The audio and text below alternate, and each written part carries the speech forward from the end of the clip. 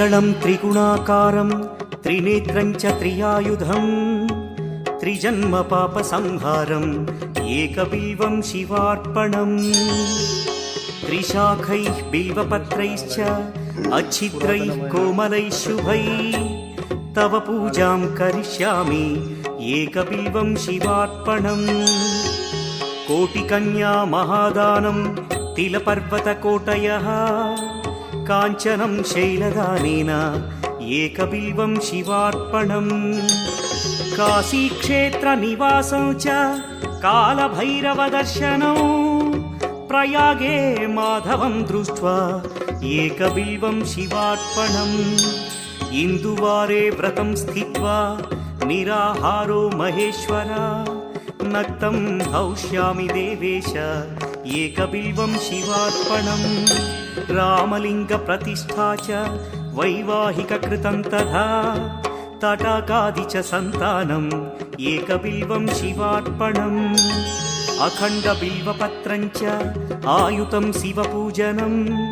कृतं नाम सहस्रेण एकबिल्वं शिवार्पणम् उमया सह देवेश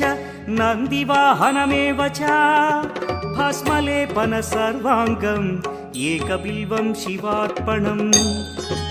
सालग्रामेषु विप्राणां तटाकं दशकूपयो यज्ञकोटिसहस्रस्य एकबिल्वं शिवार्पणम् दन्तिकोटिसहस्रेषु अश्वमेधशतक्रतौ कोटिकन्या महादानम् एकबिल्वं शिवार्पणम् बिल्वानां दर्शनं पुण्यं स्पर्शनं पापनाशनम् अघोरपापसंहारम् एकबिल्वं शिवार्पणम् सहस्रवेदपाठेषु ब्रह्मस्थापनमुच्यते अनेकव्रतकोटीनाम् एकबिल्वं शिवार्पणम्